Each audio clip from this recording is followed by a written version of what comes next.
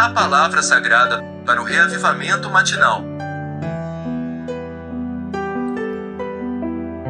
Imediatamente eu me achei em espírito, e eis um trono armado no céu, e no trono alguém sentado. Hebreus capítulo 4, versículo 16. Aproximemo-nos, portanto, confiantemente junto ao trono da graça, a fim de recebermos misericórdia e acharmos graça para socorro em ocasião oportuna. O trono de Deus, no centro da Nova Jerusalém, é a fonte única do suprimento de vida. É mediante a sua administração que Deus se dispensa a nós como vida, como suprimento de vida e como a graça eterna, absoluta e toda inclusiva. Dispensar-se a nós depende da sua administração. Por essa razão, na vida da Igreja hoje, há a autoridade divina e o governo da Igreja que provém do trono de Deus. A autoridade divina na Igreja é para que Deus se dispense a nós como vida, como suprimento de vida e como graça todo suficiente. Apenas quando nos submetemos à autoridade de Deus, ao governo de Deus, é que podemos partilhar da sua graça todo suficiente. Leitura de hoje. O trono da graça em Hebreus capítulo 4, versículo 16, é o trono da autoridade em Apocalipse capítulo 4, que se torna em Apocalipse 22 o trono de Deus e do Cordeiro, do qual procede o rio da água da vida, brilhante como cristal. Esse rio flui através de toda a cidade da Nova Jerusalém. Nesse rio cresce a árvore da vida, que revela que o Cristo rico, com o Espírito vivo, flui do trono da graça. Graça é o rio que flui, onde cresce a árvore da vida. Para os incrédulos e para os demônios, o trono de Deus e do Cordeiro é meramente um trono de autoridade.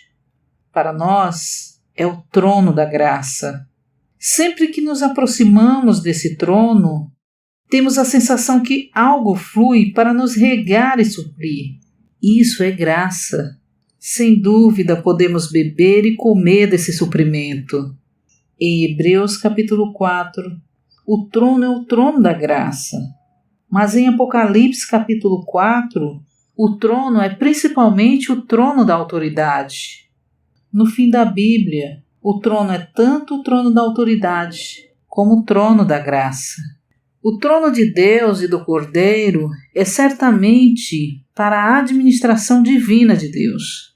Portanto, é o trono da autoridade. Contudo, o que procede do trono não é a autoridade, mas o rio da água da vida, como a árvore da vida como suprimento de vida. Isso não é apenas autoridade, mas também graça. Nunca devemos separar a autoridade da graça, nem a graça da autoridade. A graça e a autoridade são um só. Se temos graça, estamos sob a autoridade. E se estamos sob a autoridade, participamos da graça. O presbiterato, a representação do encabeçamento, deve ser exercido através do fluir de vida. Embora o trono seja o trono de autoridade, o trono do encabeçamento, do trono flui o rio da água da vida. Quando vemos o trono, vemos autoridade e encabeçamento. Porém, quando vemos o rio, vemos a água da vida e a árvore da vida. Isso indica que o presbiterato adequado não consiste em exercer autoridade sobre os outros. É fazer fluir a vida aos outros. Reinamos, mas não reinamos pela autoridade. Reinamos pelo fluir da vida interior. Hoje o Senhor Jesus não reina meramente com autoridade. Ele reina na igreja, entre as igrejas e sobre todas as igrejas, mediante o fluir da sua vida como graça. Quanto mais participamos da sua vida, mais autoridade temos. Aqueles que respeitamos na vida da igreja são aqueles que têm maturidade em vida. Todavia, ninguém que presume ter autoridade será respeitado. Na profundeza do Espírito dos Santos, não há respeito por esse tipo de presbiterato.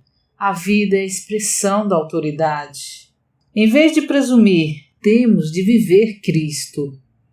O Cristo que vivemos será nossa autoridade sobre os outros. Desfrutaremos esse tipo de autoridade pela eternidade.